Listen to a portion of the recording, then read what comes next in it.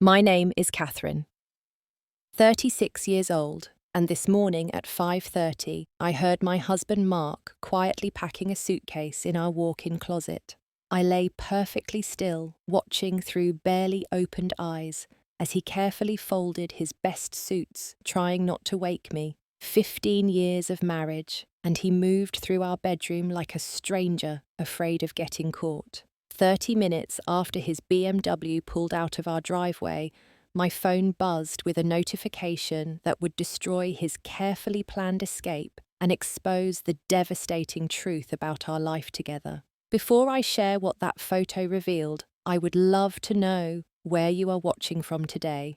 Please hit that like button and subscribe if you want to hear how one image sent by my neighbour saved me from the biggest betrayal of my life. The Saturday morning sun was just beginning to filter through the curtains of our colonial home in the suburbs of Philadelphia when I first sensed something was wrong. Our house sat on a quiet, tree-lined street where families had barbecues on weekends and kids played until the streetlights came on. It was the kind of neighborhood where everyone thought they knew everyone else's business, but secrets still managed to hide behind manicured lawns and perfect facades. Mark and I had moved here 12 years ago when Emma was just 2 years old. Now she was 14, sleeping peacefully in her room down the hall, probably dreaming about the high school dance coming up next month. Tyler, our 12-year-old, was also asleep, exhausted from his hockey game the night before. They had no idea their father was about to shatter our family into pieces. Mark Davidson, 38 years old, had always been the man everyone envied. Chief Financial Officer at Preston Industries, a company that managed investment portfolios for Philadelphia's elite. He drove a black BMW 7 Series, wore custom-tailored suits, and could charm anyone within 5 minutes of meeting them. Women at the country club would tell me how lucky I was to have such a devoted husband, if only they knew what I had discovered over the past 6 months. The first sign had appeared in January, subtle enough that most wives might have missed it. Mark started going to the gym at 5 in the morning, claiming he wanted to get healthier for his upcoming 40th birthday. The man who had not exercised in 5 years suddenly became obsessed with his physique. New cologne appeared on his dresser, Tom Ford, instead of the Calvin Klein he had worn since college. His wardrobe evolved from comfortable professional to magazine perfect with pocket squares and cufflinks I had never seen before. Then came the late nights at work. Investment portfolios apparently required his attention until 11 p.m. at least 3 times a week. When I called his office on one of those nights, the security guard told me the executive floor had been dark since 6. Mark's explanation when he got home was smooth practiced. He had been in conference rooms on other floors in meetings that required privacy. I smiled and accepted his lie, but I started paying attention. 3 months ago, I found the first concrete evidence. Our credit card statement showed charges that made no sense for a faithful husband. The Ritz-Carlton in Center City, Philadelphia, a lunch that cost $300. Tiffany & Company, $2,800 for a purchase made on a Tuesday afternoon when Mark was supposedly in back-to-back meetings. Saks Fifth Avenue lingerie department sizes that were definitely not mine. Most women would have confronted their husband, immediately demanded answers, probably thrown something expensive at his head. But I was not most women. My mother had taught me long ago that emotional reactions rarely led to favourable outcomes. Information was power, and I needed much more of it before making any moves. I opened a separate bank account at a different bank across town, slowly transferring money from my personal savings. 500 here, 1,000 there, amounts small enough that Mark would never notice. Within weeks, I had accumulated $30,000 in what I privately called my escape fund. Then I made an appointment with Diana Morrison, the best divorce attorney in Philadelphia, paying her retainer in cash. Diana's advice was clear and cold. Document everything. Pennsylvania was an equitable distribution state, but infidelity could impact alimony and custody arrangements. I needed proof, undeniable evidence that would stand up in court. She gave me the business card of James Rodriguez, a former Philadelphia police detective who now worked as a private investigator specializing in matrimonial investigations. 2 months ago, I met James at a coffee shop in a neighborhood where no one would recognize me. He was not what I expected from a private investigator. No trench coat or fedora, just a regular-looking Hispanic man in his 50s wearing jeans and a Phillies jersey. His eyes, though, were sharp and missed nothing. He noticed my wedding ring the way I kept checking my phone, the nervous energy I tried to hide. I laid out what I knew, showing him the credit card statements and the timeline of Mark's behavior changes. James nodded, taking notes on a small tablet, occasionally asking clarifying questions. His daily rate was $500 with a discount for extended surveillance. I hired him on the spot, paying for 2 weeks up front. What James discovered in those first days exceeded my worst fears. Her name was Amanda Preston, 28 years old, a senior analyst at Mark's company, blonde petite, with the kind of beauty that came from expensive treatments and personal trainers. She had started at Preston Industries 18 months ago, recruited from a competitor in New York. Within 6 months, she had been promoted to senior analyst, a position that typically required 3 years of experience. Now I knew why. James provided photographs that made my stomach turn. Mark and Amanda at lunch in intimate restaurants, her hand on his across the table. The two of them entering the Ritz-Carlton at noon and not leaving until 3. Amanda, wearing the Tiffany bracelet I had seen on the credit card statement, posting Instagram stories about gifts from her special someone with heart emojis that made me want to throw my phone across the room. The text messages James managed to retrieve through methods he would not fully explain were even worse. Mark telling Amanda she was the love of his life, that he had never felt this way about anyone, not even when he was young, planning their future together, discussing apartments in New York where they could start fresh. He promised her he would leave his marriage soon, just needed to get his finances in order first. Meanwhile, I continued playing the perfect wife. I cooked his favorite meals, attended his company events, where Amanda would sometimes be present, her smile never quite reaching her eyes when we were introduced. I helped Emma with her algebra homework and drove Tyler to hockey practice, maintaining normalcy while my world crumbled in secret. Mark had no idea that I knew no clue that every kiss goodbye in the morning felt like swallowing glass. I expanded my intelligence network carefully. Sarah Chen, our neighbour and a professional photographer, had noticed Mark's strange schedule and offered to help without my even asking. She had been cheated on by her ex-husband 5 years ago and recognised the signs. Lisa Martinez, my best friend since college, who worked at Philadelphia International Airport, had access to passenger manifests and could track if Mark booked any flights. My sister Jennifer, a detective with the Philadelphia Police Department, could run background checks and access databases I could never touch legally. Maria Santos, my accountant and financial advisor, helped me trace where money was being moved and hidden. Together, we built a case that would destroy Mark when the time was right. But I was patient, methodical, waiting for him to make the mistake that would give me maximum leverage. Every night, I lay next to him, feeling his breathing, wondering if he was dreaming of her. Every morning, I smiled and kissed him goodbye, knowing he was counting down the days until he could leave us behind. The parallel life I led was exhausting but necessary. To the outside world, we were still the perfect family.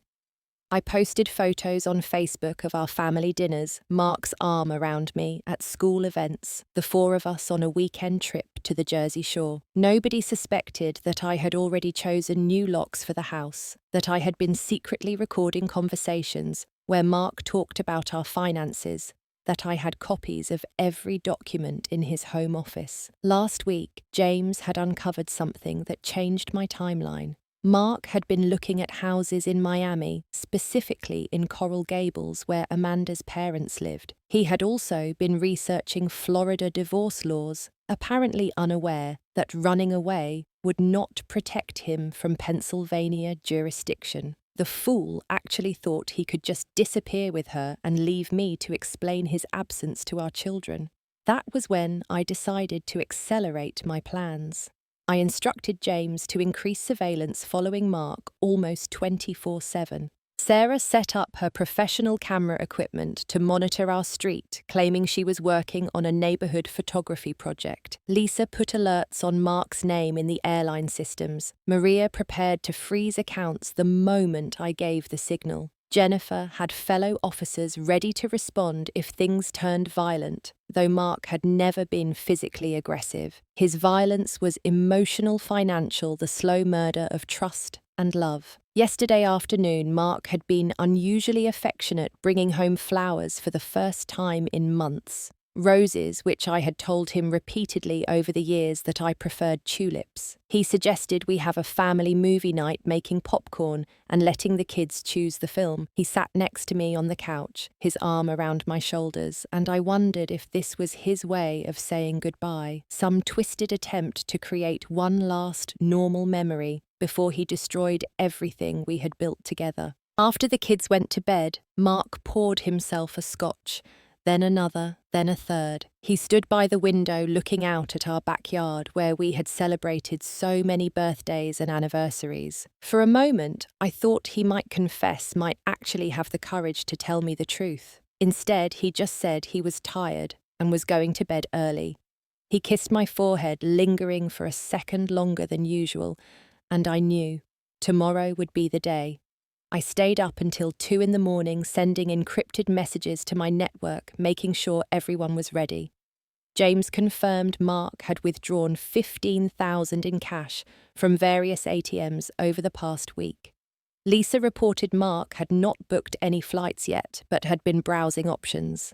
Sarah promised to keep watch starting at dawn. Jennifer had the morning off and would be available if needed. Maria had all the documentation ready to freeze our joint accounts the moment I confirmed Mark had left. When I finally went to bed, Mark was sleeping soundly, no sign of guilt or anxiety disturbing his rest. I lay there in the darkness thinking about the photo hanging in our hallway of our wedding day. We looked so young, so convinced that our love would conquer everything, that Catherine would never have imagined she would one day be lying next to a stranger planning his downfall while he slept peacefully beside her. Sleep came eventually, but it was restless, filled with dreams of empty houses and children asking where Daddy went. I woke several times checking that Mark was still there, that this was not the night he would simply vanish.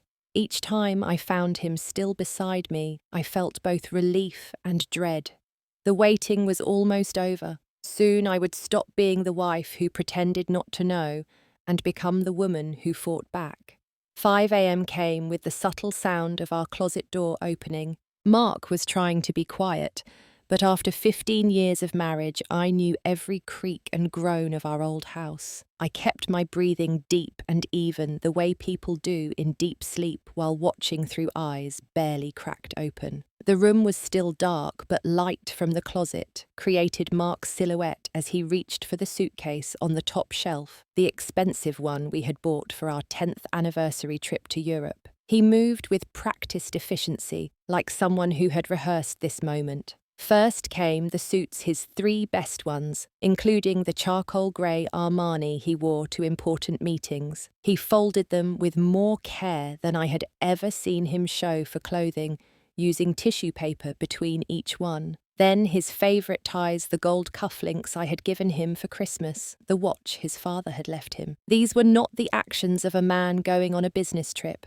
The selective nature of his packing told me everything. He took his newest underwear and socks, but left the ones with small holes. His expensive shoes made it into the suitcase, while his comfortable weekend loafers stayed behind. The cologne collection went in, but not his everyday deodorant. He was packing for a new life, not a temporary absence. What broke my heart was watching him handle our family photos. He picked up the small framed picture from his nightstand, the one of all four of us at Disney World last year. Tyler's face was covered in ice cream, Emma was making bunny ears behind Mark's head, and we were all laughing at something I could not remember now.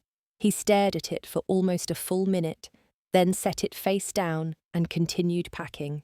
From his dresser drawer he retrieved documents I had not known he kept there. His passport, which should have been in our safe, bank statements for accounts I had not discovered, despite all my investigation, a manila envelope that looked thick with papers. He was more prepared than I had given him credit for, though not prepared enough to know I was watching every move. The wedding ring situation was almost comical, if it had not been so painful. He pulled it off, something he had not done in 15 years, except for medical procedures. He held it up to the crack of light from the closet, turned it over in his fingers, reading the inscription I knew said "Forever and always love Kay." He started to put it in his pocket, then put it back on, then took it off again, and finally left it on his dresser. The symbolism was not lost on me. At one point, he sat down at the small desk in our bedroom and started writing something. Even in the dim light, I could see his hand moving across paper in the way people do when they are trying to explain the unexplainable. He wrote for maybe 3 minutes, then suddenly crumpled the paper and shoved it in his pocket. No explanation would suffice, and apparently he finally realized that. The strangest part was when he stood over me for what felt like an eternity, but was probably only 5 minutes. I forced myself to maintain the steady breathing of sleep while feeling his eyes on me. What was he thinking? Was he memorizing my face, feeling guilty, or just making sure I would not wake up and complicate his escape? His hand reached out like he might touch my hair, then pulled back. Whatever he wanted to say or do, cowardice won. 5:45 arrived with Mark fully dressed in jeans and a polo shirt, casual clothes for a casual abandonment of his family. He lifted the suitcase, carefully testing its weight, then moved toward the bedroom door with the stealth of a burglar. At the threshold, he paused one more time, looking back at the bed where I pretended to sleep. Then came the words that made my blood boil even as I remained still. "I'm sorry, Catherine. You deserve better."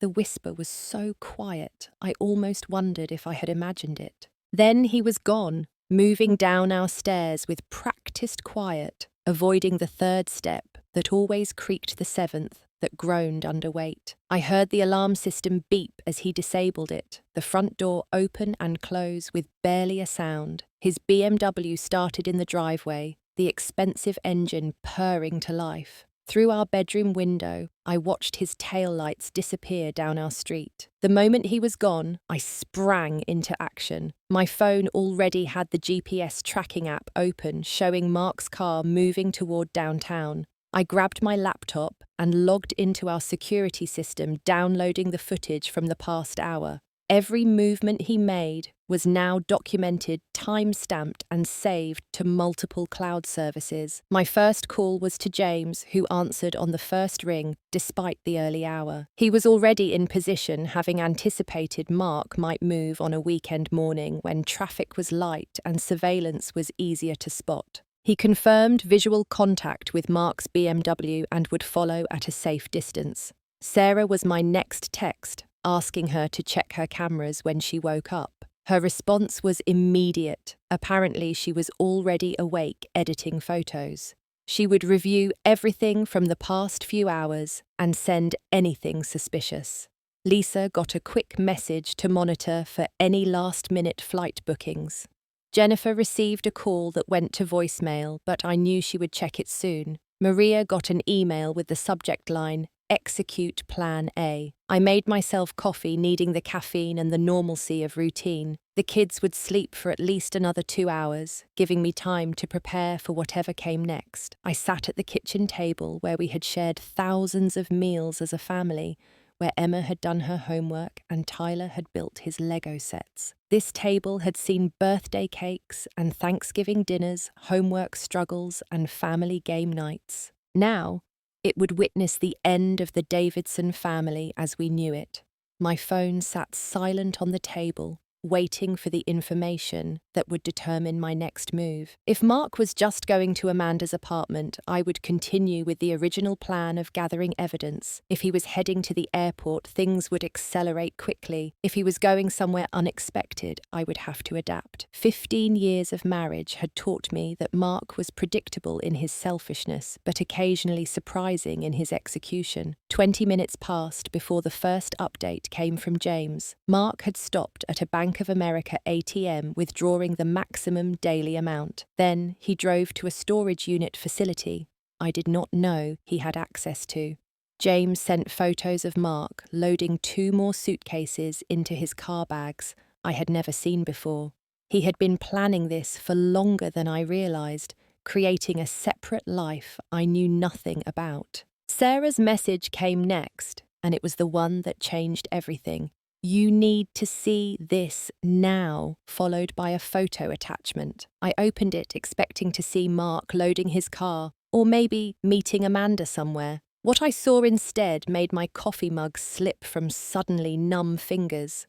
The photo from Sarah's doorbell camera was crystal clear in the early morning light, showing more than just Mark's betrayal. There at the end of our quiet street sat Amanda's white Mercedes, and she was not alone. Through the rear window, I could see 2 child car seats, one containing a toddler who could not have been more than 2 years old. But that was not the worst part. As Amanda shifted to look at Mark approaching with his suitcase, her profile became visible, and there was no mistaking the rounded belly pushing against her sundress. She was pregnant at least 6 months along by the look of it. My hands shook as I zoomed in on the image, hoping my eyes were deceiving me. But there was no mistaking what I was seeing. The toddler had dark hair like Mark's, the same nose shape that Tyler had inherited. Amanda was not just Mark's mistress. She was the mother of his child, possibly children plural. They had a whole family I knew nothing about. The timeline crashed through my mind with horrible clarity.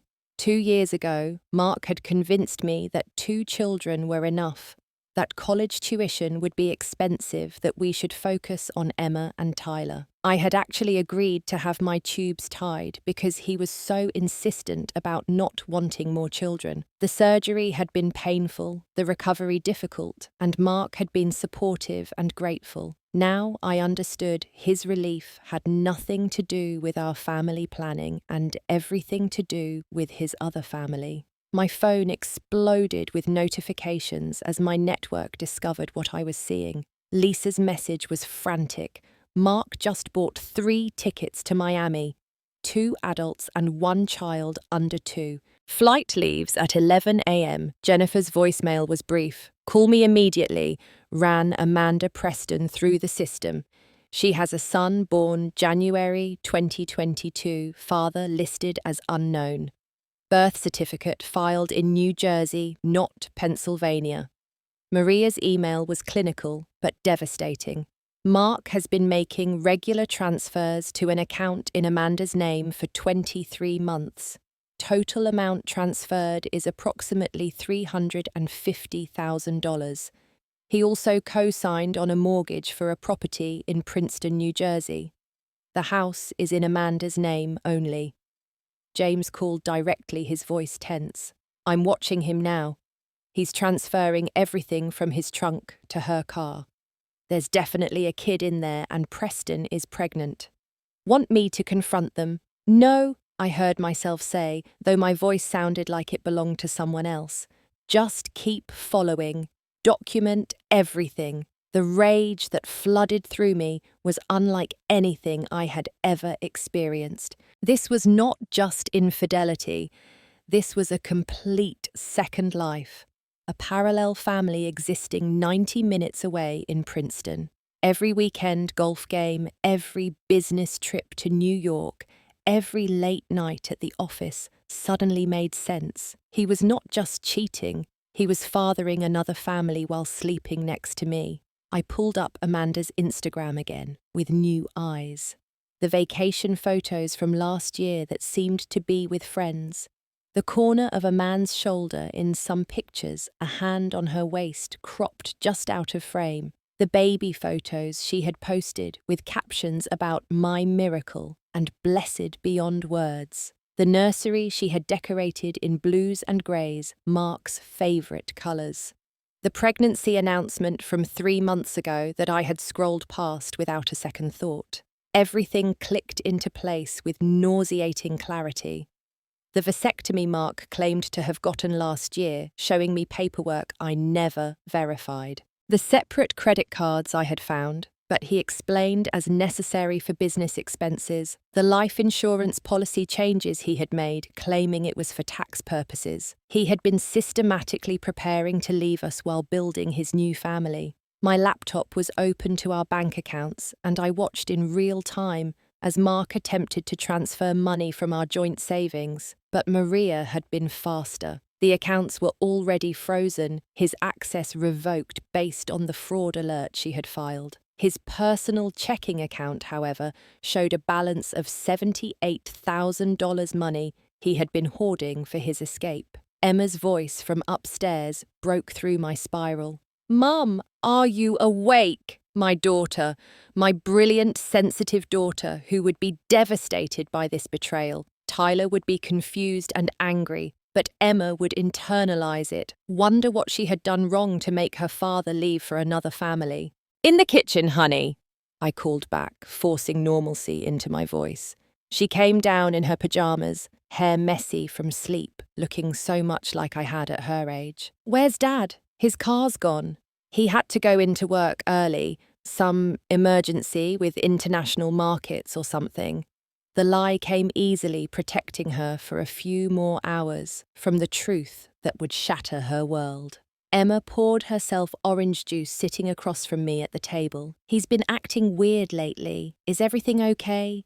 My daughter was too perceptive for her own good sometimes. "Everything's going to be fine, sweetheart. Why don't you go wake your brother Grandma's coming over to take you guys to brunch and shopping? Grandma's coming, but it's not Sunday. Special treat. She missed you guys."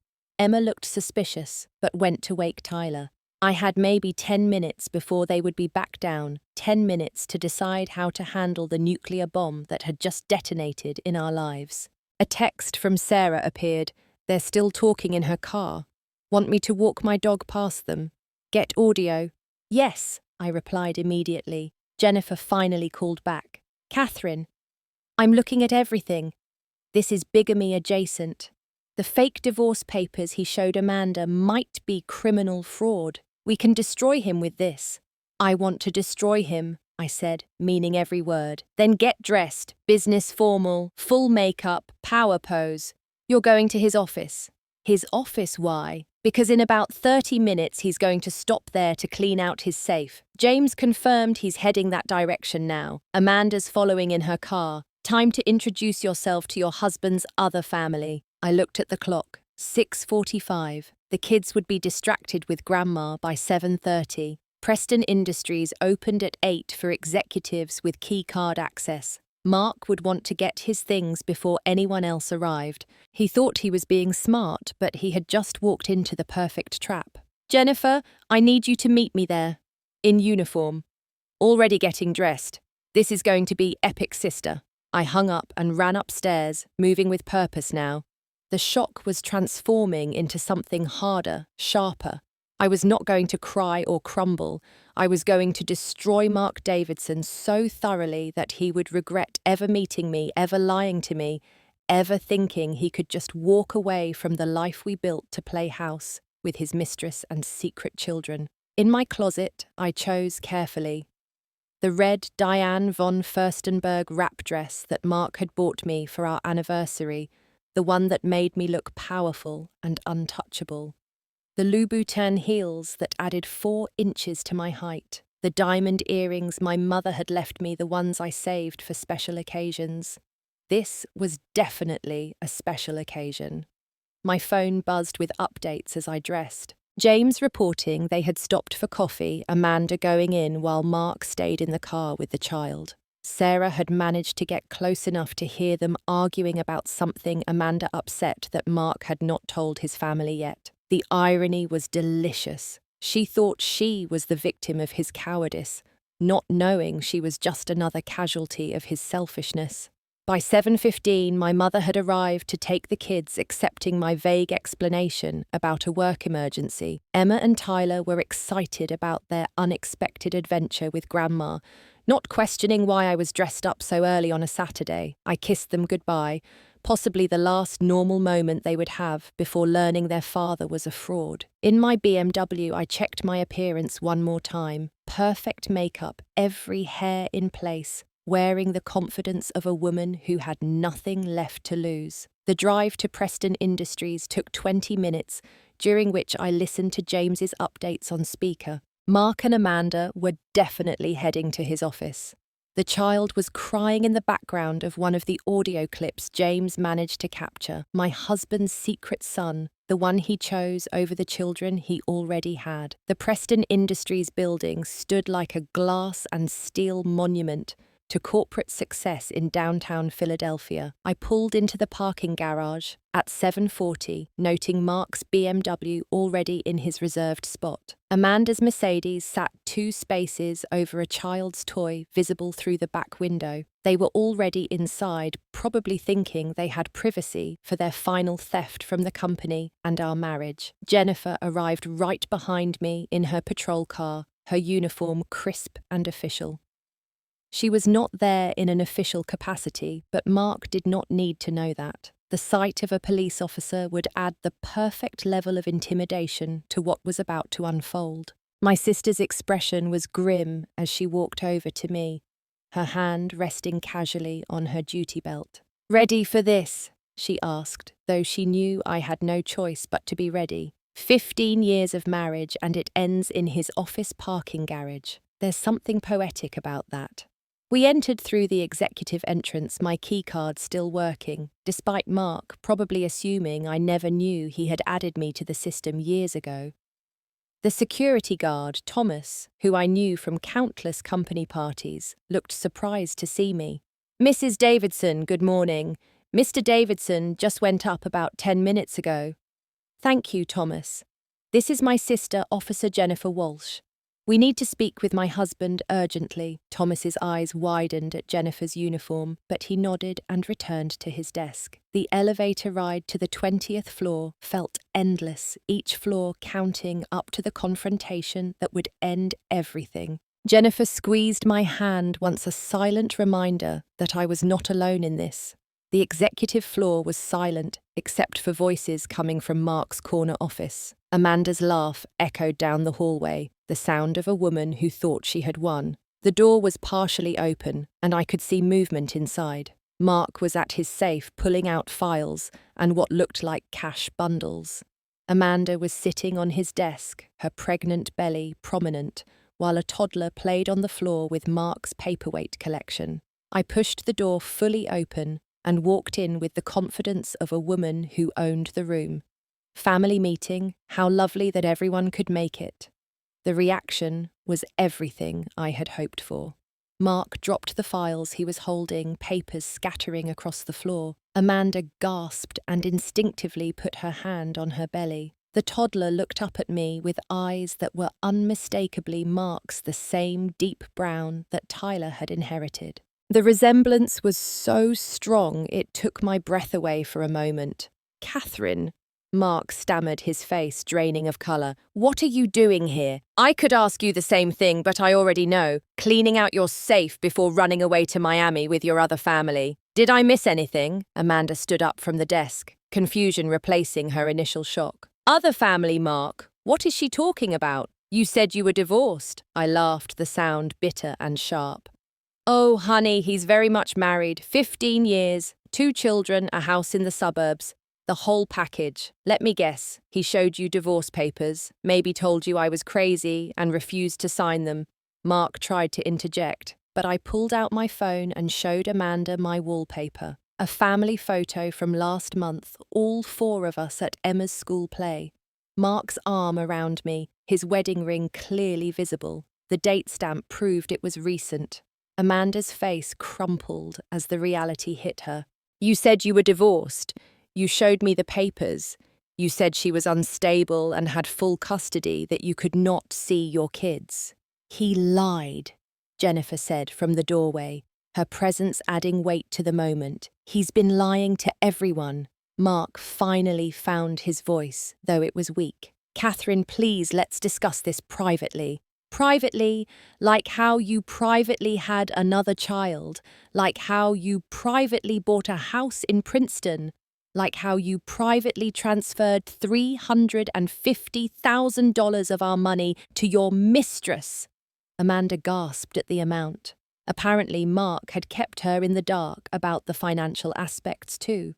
The toddler, sensing the tension, started to cry, reaching for Mark. The gesture was so familiar, so natural, that it confirmed what I already knew. This child called Mark Dada, just like Tyler once had. How long? I asked Amanda directly, ignoring Mark's attempts to control the narrative. How long have you been together? 3 years, she whispered, tears starting to fall. We met at a conference in New York. He said he was separated, that the divorce was just a formality. 3 years. Emma had been 11, Tyler 9. While I was managing homework and soccer practice and piano lessons, Mark was building another family. The conference in New York was one I remembered. He had called me every night telling me how much he missed us. Apparently not enough to stop him from starting an affair that would produce 2 children. James appeared in the doorway, having followed them up. Mrs. Davidson, I have all the documentation you requested. Photos, videos, financial records. He looked at Mark with disgust. Everything needed for the divorce and the criminal charges. Criminal charges?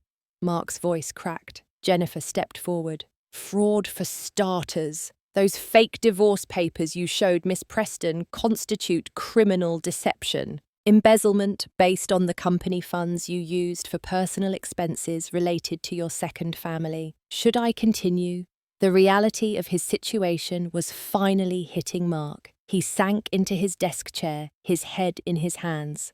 The master manipulator had been outmaneuvered and he knew it, but I was not done. This moment had been 6 months in the making and I intended to savor every second of his destruction. Did you know, I said conversationally, as if discussing the weather, that Mark had a vasectomy reversal 2 years ago, right after convincing me to have my tubes tied because 2 children were enough. He literally ensured I could not have more children while actively trying to have them with you. Amanda's sobs grew louder. She had been as deceived as I was, just in a different way. We were both victims of the same narcissist who thought he could have everything without consequences. The toddler was now crying harder, confused by his mother's distress and the tension in the room. What's his name? I asked Amanda, gesturing to the child. Marcus, she whispered. After his father. Of course. Mark's ego would demand his son carry his name, even if that son was a secret. Tyler had been named after my father, Emma, after Mark's mother, but his secret son got to be his namesake. The door opened again, and this time it was Richard Preston himself, the company's CEO and founder. His face was stern as he surveyed the scene in his CFO's office. Behind him stood 2 security guards and someone from Human Resources. My network had expanded to include his secretary, who had alerted him to the Saturday morning visit. Mark, Richard's voice was cold. I received some disturbing information about misuse of company funds. Combined with what I'm seeing here, I think we need to have a different kind of conversation. Mark looked up, his face a mask of defeat. Richard, I can explain. I'm sure you can, but not here. Security will escort you out once you've returned all company property. Your access has been revoked and an investigation will begin Monday morning. You can't just fire me based on personal issues, Mark protested weakly. Using company funds to maintain a second household, claiming business trips that were personal visits to your mistress, promoting an employee you were having an affair with, I absolutely can and will fire you. Your termination is effective immediately. The security guards stepped forward, ready to escort Mark out. But there was one more revelation I needed to share. the one that would ensure he could never claim ignorance or paint himself as a victim. "Before you go," I said, pulling out a folder from my purse, "you should know that I've known about everything for months. Every hotel receipt, every secret transaction, every lie you told. I have recordings of you discussing, leaving me photos of you with Amanda and Marcus, documentation of every penny you stole from our family." I turned to Amanda, whose face was streaked with mascara. "I'm sorry you were lied to as well, but you should know that 2 weeks ago he was looking at apartments in Seattle with someone named Brittany from his gym. Apparently, you were not his only backup plan." The final blow landed perfectly. Amanda's devastation turned to rage as she realized she was not even special in Mark's deception. She had been just another option, another life he was cultivating in case one fell through. Mark tried to deny it, but James helpfully pulled up the photos on his phone, showing Mark with yet another woman at an apartment viewing. "Everyone out," Richard commanded. "Except you, Mark. We need to discuss the criminal charges that will be filed if you don't cooperate fully with returning company assets and funds." I left Mark's office with Jennifer and James flanking me, while Amanda struggled to carry Marcus and her purse, her pregnant belly making everything more difficult. Despite everything, I felt a pang of sympathy for her. She was 28 years old with 2 children by a man who had lied about everything, including his availability to be their father. In the elevator, Amanda finally spoke to me directly. "I swear I didn't know. He had an apartment, told me you were psychotic, that you had threatened him. He showed me court documents." "All fabricated," Jennifer confirmed. "He's quite the artist when it comes to deception." "What am I going to do?" Amanda's voice was small, broken. "I have a toddler, another baby, coming, no family nearby. My parents live in Miami." "Miami," I said, understanding dawning. "He was taking you home to your parents. He said we could start fresh there, that his kids were adults and did not need him anymore." "Adults? Your daughter is 14. And my son is 12, hardly adults." We reached the parking garage, standing awkwardly between our vehicles. Marcus had finally stopped crying, falling asleep in his mother's arms with the exhaustion that only toddlers achieve after emotional outbursts. Looking at him was like seeing Tyler as a baby again. The resemblance was so strong. "I need to get home to my kids," I said, suddenly exhausted. "They don't know anything yet." "How are you so calm?" Amanda asked. "I'm falling apart, and I've only known for 20 minutes. You've known for months." Rage is more useful when it's cold and calculated. Hot anger burns out quickly. Cold anger can sustain you through a war. James handed me a USB drive before getting in his car. "Everything's on here: photos, videos, audio recordings, financial documents. Your lawyer will have enough to bury him." Jennifer walked me to my car, her hand on my shoulder. "You did amazing in there. Mum would be proud of how you handled that." Our mother had died 5 years ago, but she had taught us both to be strong, to never let men diminish us. She would have been horrified by Mark's betrayal, but proud of my response. I wished I could call her, hear her voice telling me everything would be okay. Before I could drive away, Amanda knocked on my window. I rolled it down, curious what else she could possibly say. "I know I have no right to ask anything of you, but Marcus and the baby, they're innocent in this. Whatever happens with Mark, could you maybe not hate them? They're your children's siblings." The request stunned me. In all my planning for revenge, I had not considered the children the innocent victims of Mark's selfishness. Tyler and Emma had a brother they did not know existed, would soon have another sibling. Biology connected them whether I liked it or not. "I don't hate children," I said carefully. "None of this is their fault." Amanda nodded, tears fresh on her face, and walked to her car. I watched her struggle to get Marcus into his car seat, her pregnant belly making it difficult to maneuver. This woman, who had been my enemy in my mind for months, was just another victim of Mark's deception. We had both loved a man who did not exist, a character Mark had created to get what he wanted from each of us. The drive home was surreal.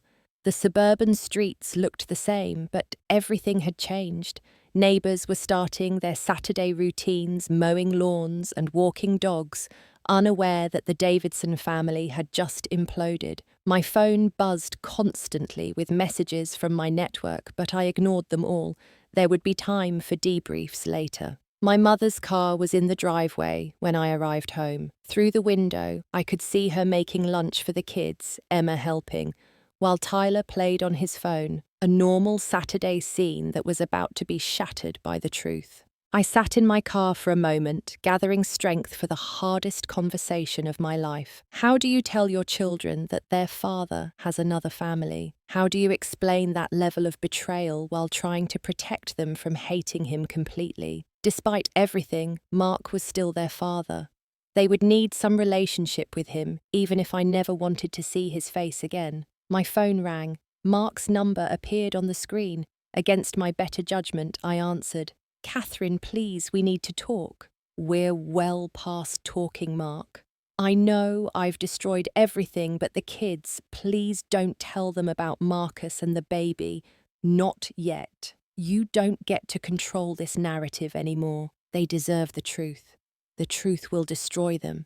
"No, Mark. You destroyed them the moment you decided to create another family. I'm just cleaning up your mess, as always."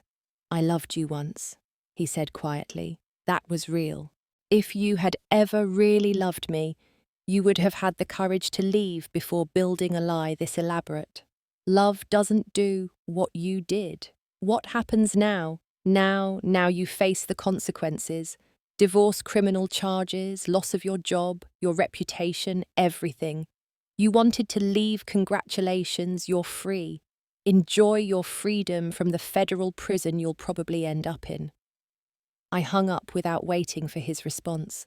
There was nothing left to say. 15 years of marriage had ended in a parking garage confrontation, and now came the aftermath.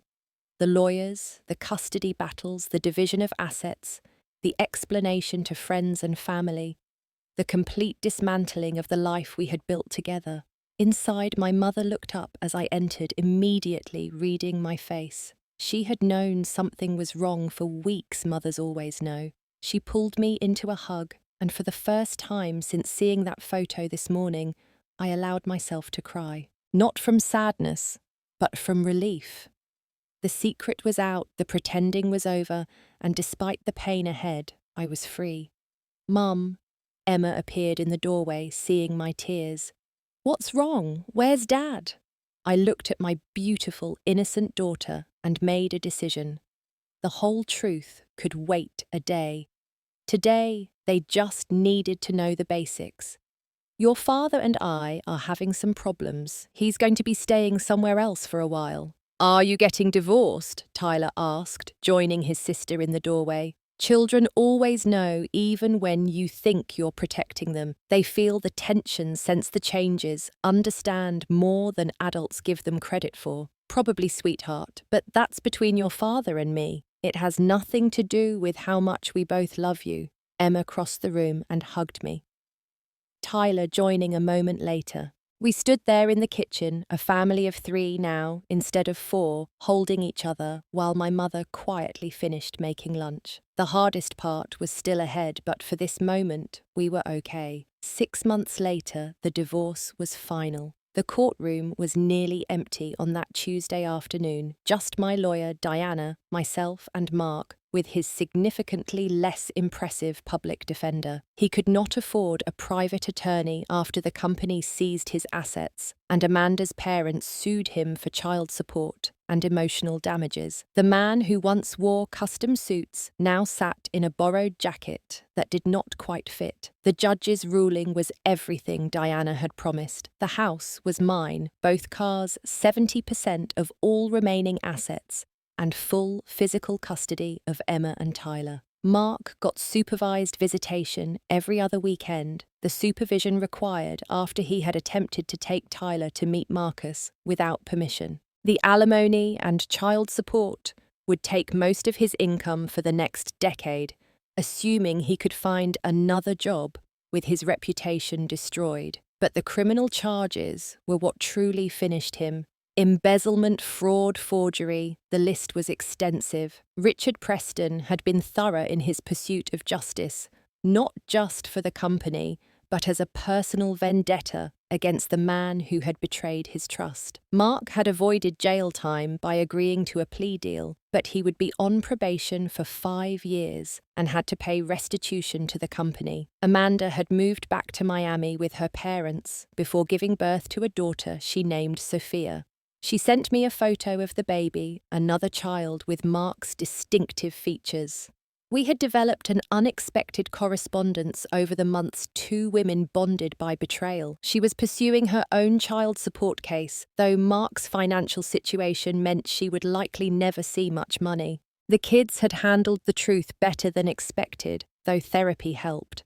Emma, always mature for her age, had figured out most of it before I told her. She had seen the photos on social media, done her own investigation with the determination of a future detective. Tyler struggled more with the existence of siblings he had never known about, angry at the deception but curious about his half-brother and sister. We had actually met Marcus once at a neutral location with therapists present. The resemblance between him and Tyler was uncanny, like seeing versions of the same person at different ages. Tyler had been kind to his little brother, playing cars with him, while Emma helped Amanda with baby Sophia. It was awkward and painful, but necessary. These children were siblings whether we liked it or not. My support network had evolved into genuine friendship. Sarah and I had coffee every morning before work, sharing the gallows humour that comes from surviving betrayal. Jennifer had used her connections to help me navigate the legal system,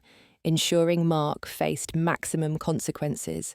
Maria had not only protected my assets but helped them grow, turning my divorce settlement into a solid financial foundation. Lisa kept me supplied with wine and laughter when things got dark. James had become an unexpected friend, checking in periodically to make sure we were safe. The house felt different now, lighter somehow, despite the absence. I had redecorated gradually, removing traces of Mark from each room. His office became an art studio, where I rediscovered painting, something I had loved before marriage. The master bedroom got new everything from mattress to curtains, erasing the memory of him from my sanctuary. Work had become my salvation in many ways. After the divorce made headlines, several women had reached out with their own stories of betrayal. I started a consulting firm helping women navigate divorce, particularly those dealing with financial deception. My first client was actually one of Mark's former colleagues, whose husband had been inspired by Mark's double life. Together with Diana and Maria, we had built something meaningful from the ashes of my marriage. Dating was not even on my radar yet, though James had made it clear he was interested whenever I was ready. The former detective had proven himself a true friend through everything, never pushing, just consistently present. Maybe someday, but not yet. I was still learning who Catherine was without Mark discovering the person I had been before reshaping myself to fit his expectations.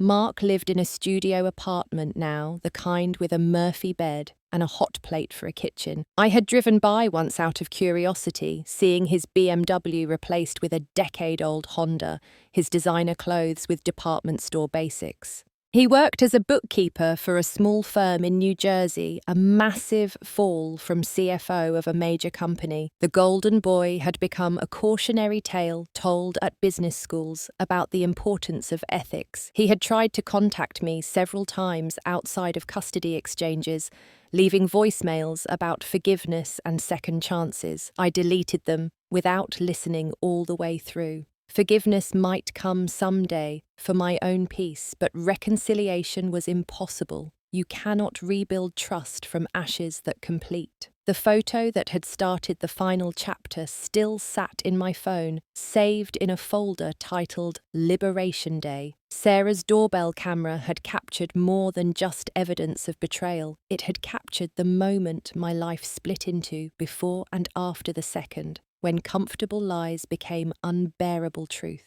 Sometimes I looked at it to remind myself how far I had come, how strong I had been when tested. Tonight was Tyler's hockey game, Emma's dance recital tomorrow. Normal parent things that I now did alone, but with more presence than when I had been married. The kids were thriving despite everything, perhaps even because of it. They saw their mother stand up for herself, refuse to accept betrayal, rebuild from destruction. Those were lessons worth more than an intact but dishonest family. As I sat in my home office, now truly mine, working on a case for another betrayed wife, I thought about that morning 6 months ago. 5:30 a.m., watching Mark pack through barely open eyes, knowing our life was ending, but not yet understanding how completely. If I could go back, would I have confronted him then, stopped him from leaving, fought for our marriage? No. The photo had been a gift, revealing not just his deception, but my own strength. I had spent 15 years being the wife Mark wanted, suppressing parts of myself to fit his vision of family. Now I was just Catherine, messy and imperfect, but genuinely myself for the first time in years. My phone buzzed with a text from Amanda, a photo of Sophia and Marcus playing together, their Davidson jeans unmistakable. "They look like they're siblings," she wrote. "Maybe someday all the kids can know each other properly. Maybe someday, when the wounds were less raw, when the kids were older and could understand the complexity of adult failures. For now, we were separate families united only by biology and betrayal, each finding our own way forward." Emma knocked on my door, dressed for her recital tomorrow. "Mum, do you think Dad will come?" "I don't know, sweetheart, but I'll be there, and Grandma and Aunt Jennifer." "That's enough," she said, and I heard strength in her voice that reminded me of myself. "We don't need him to be complete." No, we did not. We were not a broken family. We were a rebuilt one, stronger at the mended places, complete in our incompleteness.